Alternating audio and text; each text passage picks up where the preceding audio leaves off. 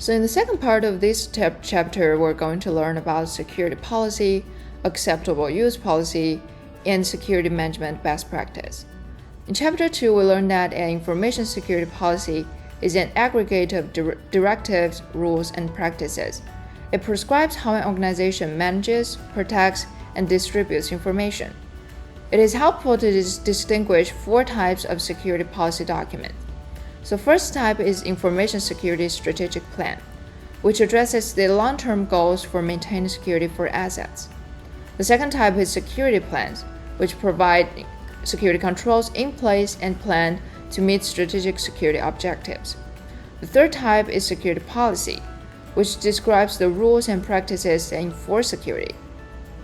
Lastly, we have Acceptable Use Policy, which offers how users are allowed to use assets.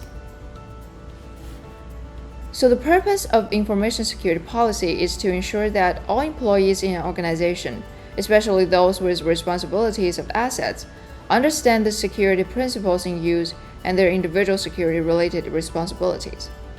The lack of clarity in information security policies can defeat the purpose of security program and may result in significant losses. An information security policy is the means by which the organization provides management direction and support for information security across the organization. The security policy document defines what is expected from employees and possibly others who have roles in the organization, such as contractors, outside partners, vendors, and visitors. So the first is the access control policy. It summarizes how information can be accessed. The contingency planning policy addresses how availability of data is provided. Termination of access policy describes how employees' access to organization's assets is handled during termination. The backup policy explains how data is backed up. The audit trail policy provides details about how audit trails are analyzed. Encryption policy addresses how data are encrypted, what encryption method is used, and so on. The data classification policy describes how data are classified. The change control policy explains how changes are made to directories or file server. The virus policy summarizes how virus infections need to be dealt with. The retention policy explains how data can be stored. Firewall policy addresses how firewalls are named, configured, and so on. Bring your own device policy describes how devices and employees may use both on-premise and off-premise to access organization assets. The wireless policy provides details about how wireless infrastructure devices need to be configured. Incident response policy provides details about how incidents are reported and investigated. The physical access policy addresses how access to physical areas are obtained.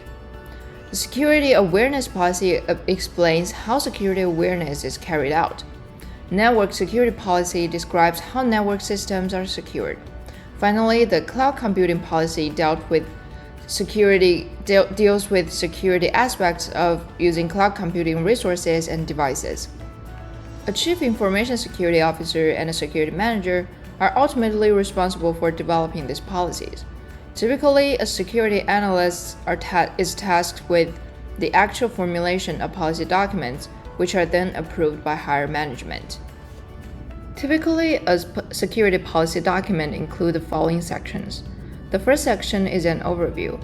It provides the background information on what issues the policy addresses. In addition, a security policy also needs to include sections regarding its purpose, its scope, and targeted audience. A security policy document should also include a complete and precise description of the policy, consequences for violating the policy, and technical terms for using the policy. In addition, version numbers should be included to keep track of the changes made to the document.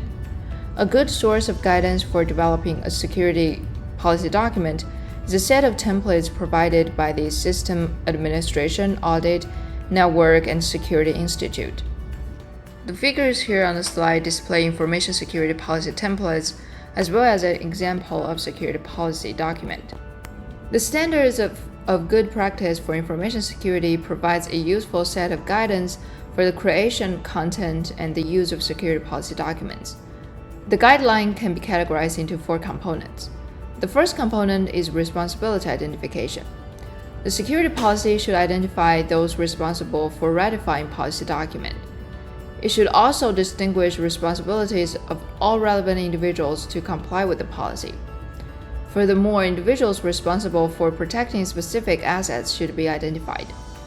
The second component is principal specification. The security policy should specify all relevant assets that need to be protected with respect to confidentiality, integrity, and availability, and other security requirements. It should also specify all the laws, regulations, and standards that the organization need to comply with. The third component is action specification.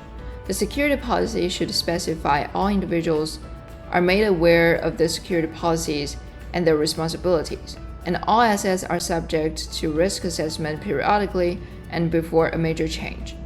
It should also specify that all breaches are reported in a systematic fashion, auditing occurs periodically and as needed, and policy documents are reviewed regularly and as needed.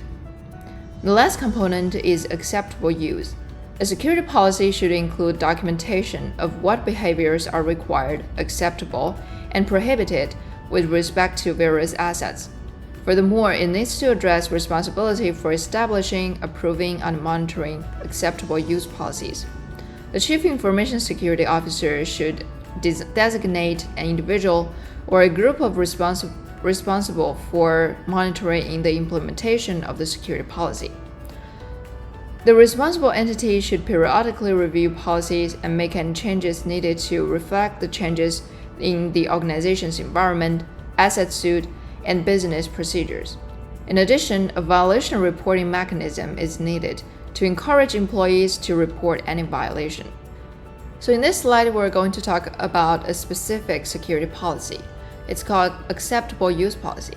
It is a type of security policy that is targeted at all employees who have access to the organization's assets. The purpose of this policy is to ensure employees' productivity while limiting the organizational liability through inappropriate use of organization's assets. It defines what behaviors are acceptable and what behaviors are not acceptable. This policy should be clear and concise, and it should be a condition of employment for each employee to sign a form indicating that he or she has read and understood the policy and agrees to abide by its conditions. The Message Lab's white paper gives 5 steps for developing an acceptable use policy. First of all is conducting risk assessment to identify areas of concern. Second is create the policy. This policy should be tailored to specific risks identified, including liability costs. For example, if an organization is exposed to liability, if consumer data is exposed, and if the failure to protect the data is due to an employee's action or inaction, and if the behavior violates the acceptable use policy, and if the policy is clear and enforced, then this may mitigate the liability of the organization. Third of all is distribute the acceptable use policy. This includes educating employees on why an acceptable use policy is necessary. Fourth is monitor compliance. A procedure is needed to monitor and report on acceptable use policy compliance. Lastly is enforce the policy. The acceptable use policy must be enforced consistently and fairly when it is breached. In essence, the acceptable use policy should clearly dedicate what activities are not allowed. It should address issues such as the use of resources to conduct personal business, installation of hardware and software, remote access to system and networks, the copying of company-owned software, and the responsibility of users to protect company assets, including data, software, and hardware. Statements regarding possible penalties for ignoring any of the policy should be included. This slide provides a summary of security management best practice. The Information Security Forum breaks down the best practice in security management into 2 areas and 5 topics, and provides detailed checklists for each of the topics.